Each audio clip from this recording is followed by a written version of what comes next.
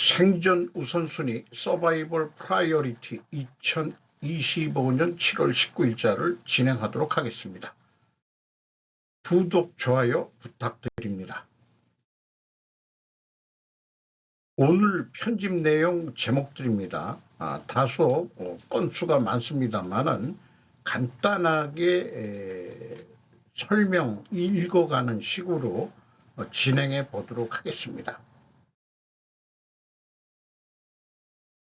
미국 가상화폐 3법안 밀어붙이는 트럼프 뭘 노리나라는 제목으로 김수환 기자가 헤럴드 경제에서 7월 17일 오후 4시 26분에 보도했습니다. 미 하원 가상화폐 3법안 규칙안 표결 통과 진통 끝 진전이 됐다. 일부 강경파 설득해 통과됐고 본회의 심의 가능해졌다. 크립토 위크 지니어스 법안 등 의회 통과 촉각, 스테이블 코인 확산에 미 국채 수요 증가가 되고 코인에서 달러에서 국채 선순환 구조 자리 잡아가고 있다. 미 기축통화 지위 향후 더욱 공고화될 전망이다. 그리고 JP 모건의 다이먼 회장이 우리도 스테이블 코인에 관여할 것이다라고 발언을 했답니다. 제이미 다이먼이 한국에 들렸었는데 2023년 6월 5일에서 6일 1박 2일로 다녀갔었는데 그때 주요 금융기관 임원들과 면담하고 JP모건 서울지점 직원들과 교류도 했는데 다녀간 이후로 제가 알기로는 한국 주식시장에 상당히 투자를 하고 있는 것으로 알고 있습니다.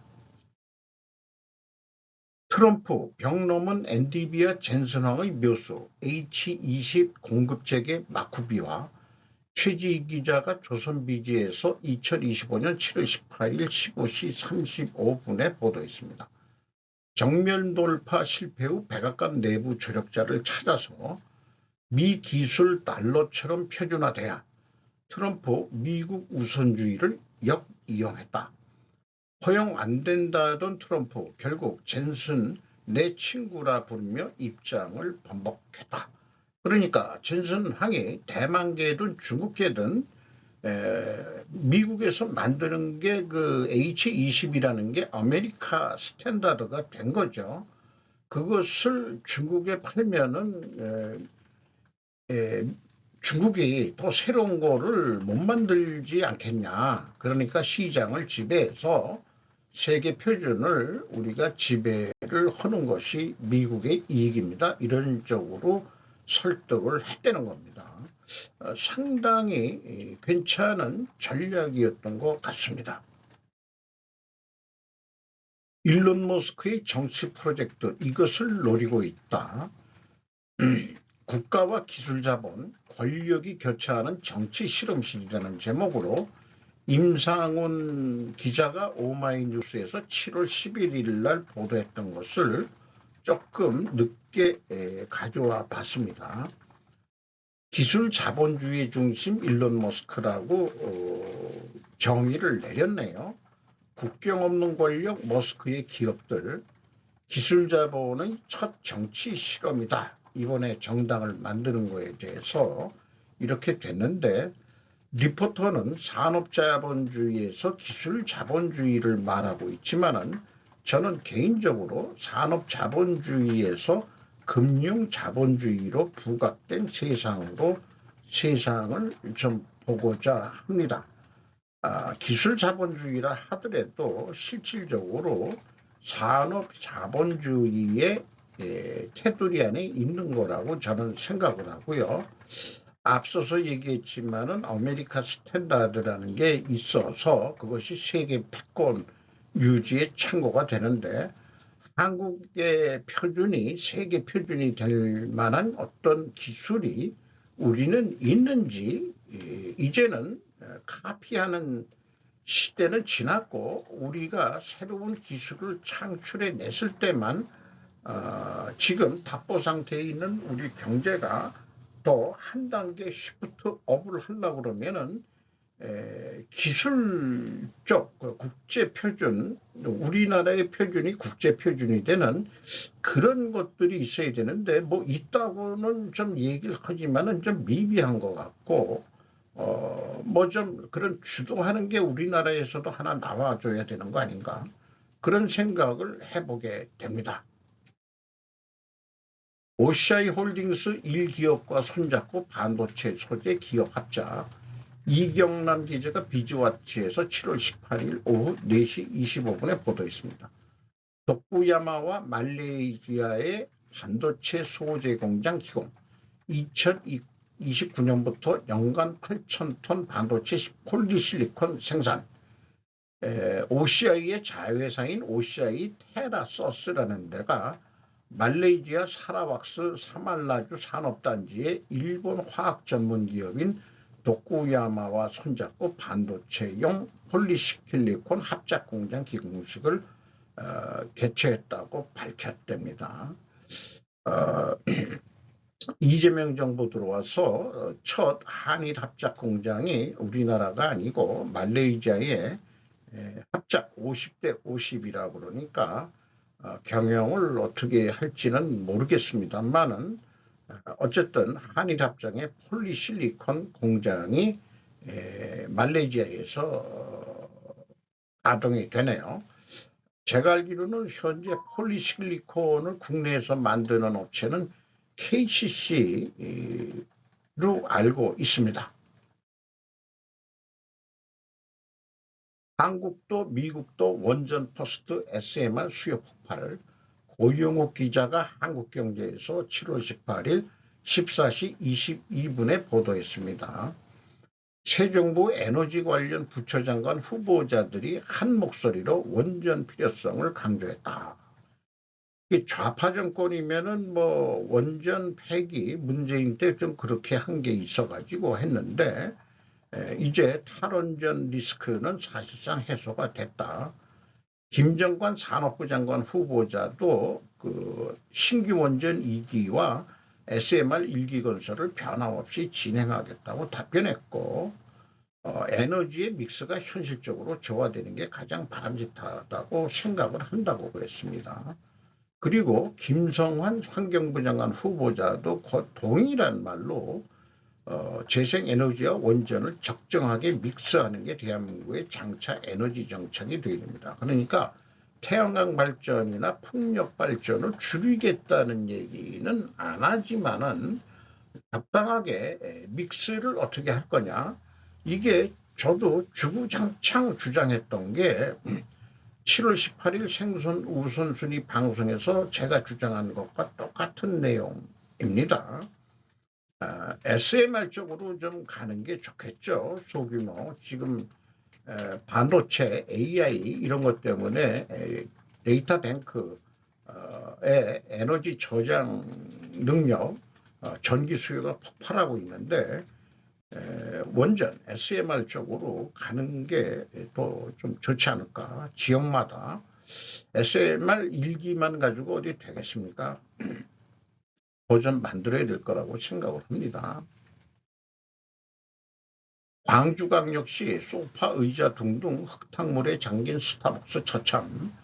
광주광역시가 폭우에 물에 잠겼는데 해필이면은 그 스타벅스 처참만 얘기를 하는지 모르겠네요. 한다임 인턴 기자라서 그런지 뉴시스에서 7월 18일 오후 3시 33분에 보도했습니다.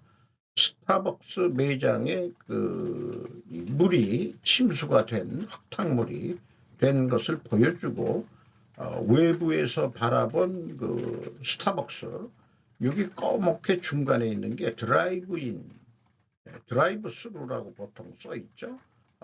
차로 와서 이렇게 커피하는 거 이만큼 잠겼다는 얘기예요.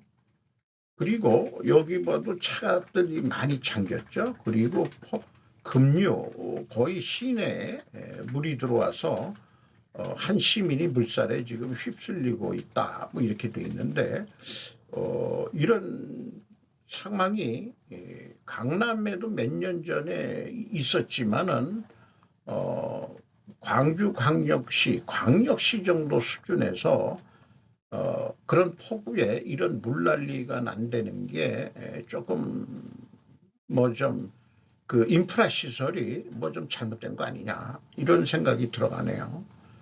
하수 시설이라든지 뭐 이런 것들이 좀 제대로 정비가 돼야 되지 않겠냐.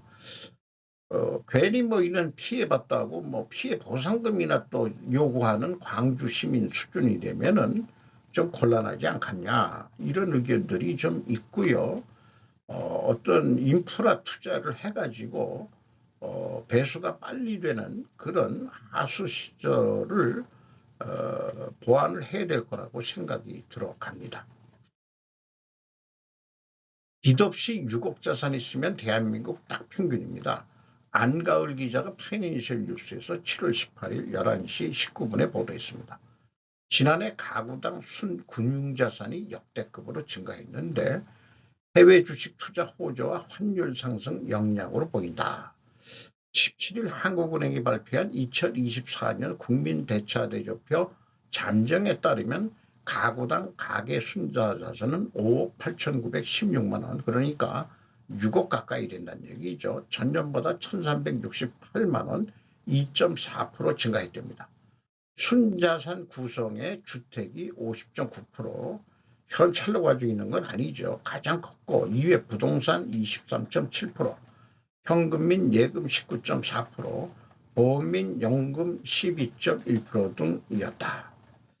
저 같은 경우 솔직히 까놓고 얘기해서 자산이 순자산이라고 그러면은 저는 부동산이 한 8할 돈이 안 돌아요. 돈이 안 돌아요. 부동산에 묶여 있어가지고. 어쨌든 그 순자산의 규모가 달러로 치면은 18만 5천 달러가 됐는데 일본은 18만 달러, 미국이 1인당 5억 아니 5,200 1000달러, 52만 1000달러, 캐나다가 한 29만 5천 달러 이렇게 되어 있습니다. 그리고 참고적으로 1인당 GDP는 우리나라가 36,024달러, 일본이 32,476달러라고 역전이 됐죠. 그런 상황입니다.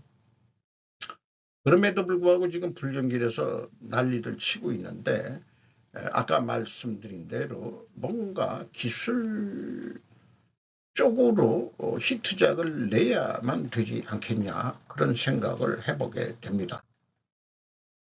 한국군 죽도 다케시마서 방어훈련 1외무성 강력항의 이정권 하에선 처음 다케우치 노조미라는, 노조미면 여자 이름이네요. 마이니치 신문에서 보도했는데 그 내용이야 뭐 항상 뭐 항의하고 그런 것들인데 제가 개인적으로 생각할 때는 죽도거든요. 다케시마라는 게. 그러면은 그런 거예요. 보통은 지명을 짓는데 그 지방의 특성을 살린 이름을 짓는 것이 일반적입니다. 뭐 예를 들어서 울릉도 이런 것이 상당히 뭔가 멀리 떨어져 있다는 그런 개념의 한자로 제가 알고 있거든요. 그러면 우리는 독도니까 외로운 섬이다 이런 쪽으로 어떤 개념이 들어가는데 일본은 좀 직물적으로 죽도라 그랬다 이게요. 그러면은 죽도에 대나무가 사냐 이게요. 대나무는 원래 남쪽에서 사는 식물이죠. 상식적으로 이해되지 않는 부분이다. 일본은 독도 주변의 해저 자원을 탐하는 것으로 읽혀집니다. 그러니까 시료 지배라고 표현하든 어쨌든 여러 가지 그 옛날 조선 문헌에 또 보더라도 그거는 뭐 계속 싸움을 해야 될 상황인지는 모르지만은 이렇게 야, 그 죽도에 대나무 있냐? 없잖아. 그 아무것도 뭐 거의 뭐 식물 같은 거 잘 자라지 않는 거 바위성 같은 성격인데 그 죽도라니 그 말이 되느냐라는 식으로 좀 까야 되지 않겠냐 이런 생각을 해보게 됩니다. 한미일 외무성 부상협의 안보협력 강화 중국이나 북한 염두에 하도 코로 야낙 있고 기자가 마이니치 신문에서 17일 날 보도한 내용입니다.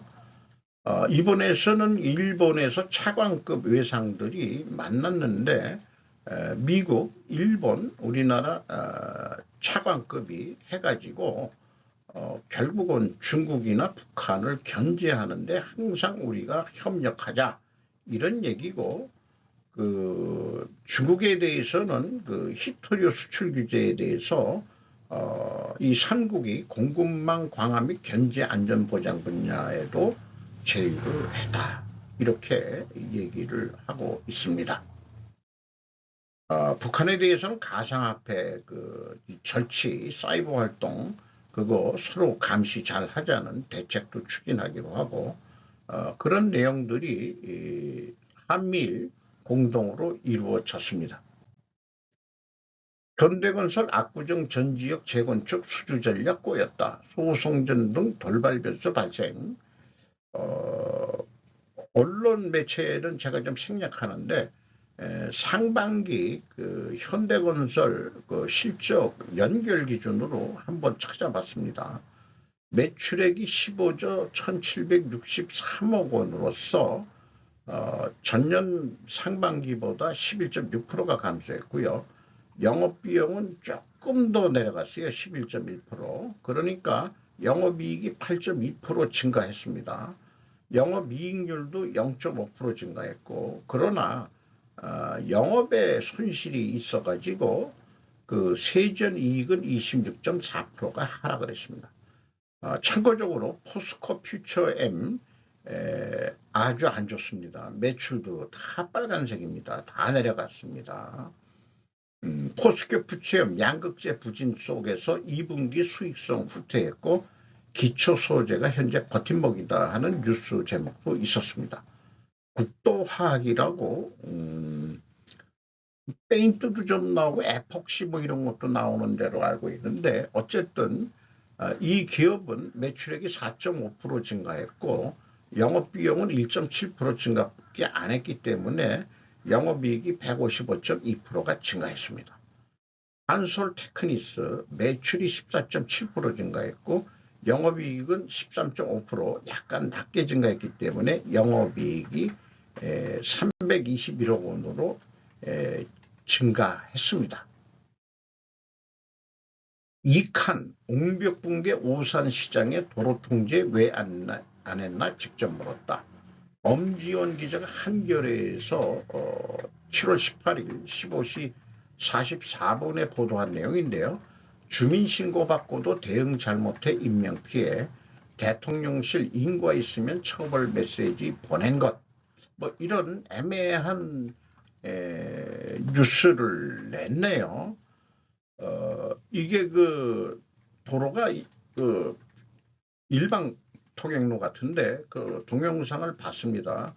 갑자기 무너져가지고 차가 묻히는 그런 상황이었는데, 국가의 제일 책무는 국민의 생명과 안전을 지키는 일이라며 행정안전부를 중심으로 정부처와 기관들이 쓸 수 있는 모든 장과 행정력을 총동원해야 한다고 밝혔다.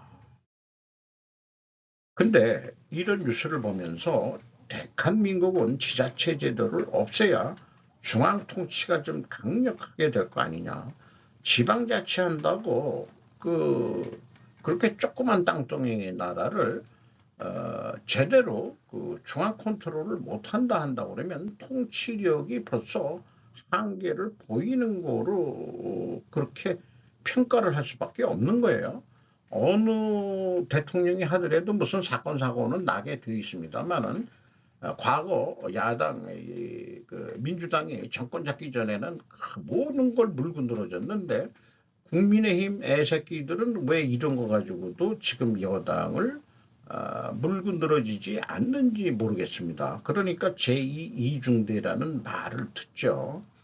도대체 도시 인프라 행정을 어떻게 하고 있느냐? 지금 중앙정부의 행정력이 그 정도 통치력뿐이 안 되냐 하는 식으로 공격하기에는 인명피해가 한 명뿐이 없어서 그런 건가요? 아니, 한 명이라도 국민의 생명과 안전을 지키는 일이라면은 물고 늘어져야죠. 미국은 미국 시민 한 명을 구하기 위해서 수많은 그 전 세계를 통해서 작전을 벌이고 그 병원을 해서 이 말하자면은 그 구해오는 그런 것들을 좀 볼 때는 좀 우리가 경각심을 다시 한번 좀 세워야 될 것 같습니다. 북한 안보리 결의 위반 심각하다는데 이재명 정부는 통일. 성재용 기자가 뉴델리에서 7월 18일 15시 39분에 보도했습니다. MSMT 무기 이전 파병 등 북러 군사협력 사례 공유, 미국 북과 북의 안보리 결의 위반 돕는 이들의 책임 묻겠다. 통일로 계속 나가야 정동영 후보 대북 유화 정책 의지 표명, 이 정부 임종석 국정원장 등과 통일 드라이브로 국제적 고립 우려 이렇게 했습니다. 문제는 우리다. 한국 혼자 통일 드라이브를 거는 것은 위험하다. 이런 거고요. 미국은 주한미군까지 포함해 동아시아를 하나의 전역으로 묶어 중국에 맞서는 전략을 가시하고 있다. 그러니까 그 동아시아 전체라고 그러지만 한반도, 대만, 남중국해 이렇게 그 전시 작전 영역이라고 하자고 일본이 제안해서 미일 군사 협력을 강화하는 쪽으로 일본은 지금 가고 있는 중이죠. 여기 표현이 이렇게 좀 나왔습니다. 통일은 전략이지 구호가 아니다. 국민 안전과 국제 질서가 위협받는 상황에서 반복되는 통일 담론은 너무나 공허하다. 이런 얘기고, 일방적 유화책은 무모한 강경책 못지않게 이상주의다. 아니, 김정은이가 2024년 총과 두 국가 두 민족론을 얘기해서 이제 우리는 남이다라고 얘기했는데 뭔 통일 얘기를 하느냐, 먼저 유화를 그렇게 뭐 하려고 노력하느냐, 참 전략상으로는 언젠간 가야 될지 모르지만은 다 친북적인 성향의 그 과거 이력도 있는 애들.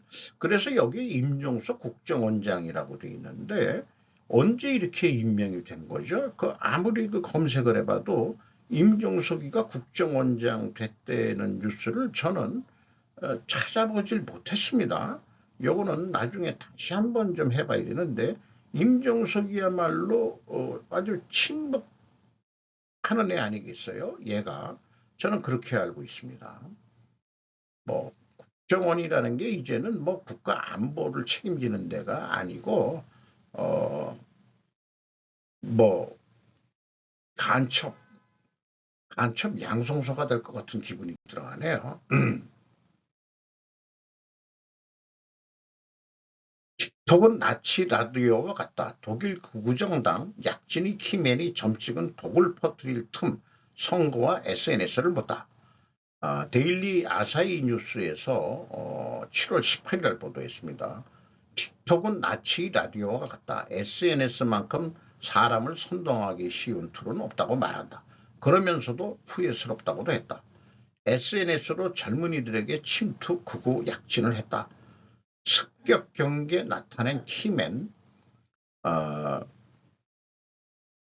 공격을 당할지 모르는데 독일에서 안 만나고 부다페스트, 헝가리에서 호텔에서 일본 기자들을 만났다 이게요. 근데 이 SNS 그 홍보 정당 활동을 한 극우정당 에릭 아렌스 씨가 이런 틱톡 전략을 통해 가지고 AFD당이 제2야당이 되는데 크게 기여를 했다는 거죠. 포퓰리즘적이고 감정에 호소하는 수법을 이용해 극우의 사상을 포함시킨 컨텐츠 제작의 방향을 돌려서 AFD당이 그 말하자면은 의석수를 크게 늘리는데 기여를 했다고 그랬죠. 그러나 개인적으로는 그런 활동에 지금 후회한다. 이렇게 얘기하고 있습니다. 첫머리 이초가 여세다. 그러니까 개인 미디어 세상에 유튜브라는 개인 미디어 세상에 블로그도 있고 그러지만은 2초 만에 어떻게 관심을 끌 거냐. 그러면은 잘못하면은 이게 선동적인 그런 제목들을 자꾸 생각하고 그거를 그 제목 쓰는 걸 보통 카피라고 그러더라고요. 카피. 어떻게 카피를 뽑아내느냐. 어, 그렇게 얘기들을 하고 있죠. 아주 젊은 사람인데 그 선거 끝나고는 빠져나왔다고 소개를 하고 있습니다. AFD 당의 여성 당수로 알고 있습니다. 약진을 했죠. 일론 머스크가 아주 AFD 당을 아주 칭찬을 했었습니다. 그래서 독을 퍼뜨리는 틈, 틱톡, 나치의 국민 라디오나 마찬가지다. 우경향의 콘텐츠가 좌경향의 것에 비해 2배 이상 표시되었었다. SNS는 오른쪽과 왼쪽번 탄식하는 유권자도 있고 AFD 떠난 알렌스 후회하고 있다. 일본의 SNS 선거 현황은 어떠냐고 일본 쪽 얘기도 좀 풀어매기고 있습니다. SNS 선거 역사를 쓴다면은 자민당이 최초로 유튜브를 통해서 만들었고 2007년에 2009년에는 트위터 X에 그 개설을 했는데 어쨌든 팬 커뮤니티를 강구한 것으로 했다. 이렇게 이제 소개를 하고 있습니다. 이 비판 난무하는 지금 필요한 것은 네거티브 리터러시란 불확실한 정보를 건드리는 거 볼 때 바로 검증이나 반응하는 것이 아니라 좀 인내심을 갖고 꾹 참고 달려들지 않고 넘기는 스루하는 그런 게 지금 필요하다. 너무 선동적인 이런 것들이 나오니까 네거티브 리터러시라는 용어를 여기서 좀 배워보네요. 그런 뉴스를 보더라도 참고 조금 뭐 바로 검증이나 이렇게 반응하지 마시고 천천히 생각해 보아라. 좀 슬로우 싱킹을 하라. 패스트 싱킹을 하지 말고 그렇게 얘기를 한 거죠. 우리가 슬로우 싱킹을 한다는 것은 조금 논리적으로 생각한다는 얘기입니다. 패스트 싱킹, 아주 그냥 직관적으로 그냥 직답하는 것은 직관에 의해서 해버리는 거니까 우리가 조금 더 냉정하게 하려고 그러면은 슬로우 싱킹, 합리적이고 논리적인 생각을 자꾸 해봐야 된다. 이렇게 결론을 내고 있습니다. 맞는 얘기예요. 그 다음에 여기서부터는 그냥 참고 자료로 하겠습니다. 목루 부부방송 반중측미의 상징적인 방송이죠. 비반트의 작전은 성공할까? 쭉 한 2시간 가까이 되는 것을 나름대로 제가 참조 자료로 편집을 한 내용은 읽지 않고 그냥 스킵해가지고 넘기는 거로 하겠습니다. 필요하신 분들은 화면을 정지해서 천천히 읽어봐 주시면 되겠습니다. 제가 이 방송을 보면서 상관관계 추론은 매우 뛰어나다. 사회인문학들이란 게 기술적인 과학적 인과관계 쪽은 아닌 게 많아요. 그래서 상관관계 추론이 매우 뛰어난 방송입니다. 하지만 인과관계 추론으로는 넘어갈 수는 없는 그런 한계는 있는 방송이기는 하다라고 저는 하지만은 그 상관관계 추론이 매우 뛰어나기 때문에 저는 계속 이 부부 방송을 보고 있습니다.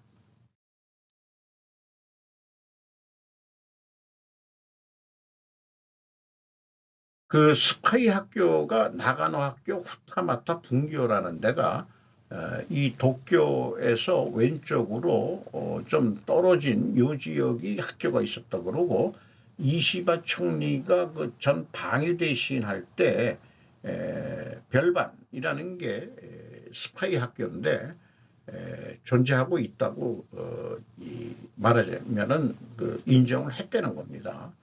그리고 여기에 있는 그 일본인 비밀리에 그 지금 활동하고 있는 내용들, 이런 내용들은 정야 정미라는 사람의 육군 중야 학교를 배워보자, 이런 책이 나와 있는 데서 했습니다.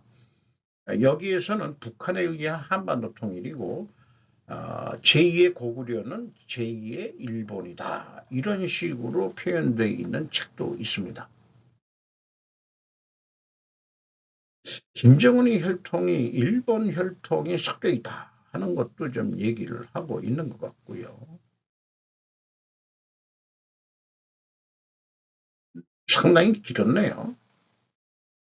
그리고 금융조작과 세계 체제론에 대해서도 좀 한 것을 편집자 나중에 참고용으로 그 편집을 해 봤습니다. 이것은 참조용으로 그냥 보시면 되겠습니다.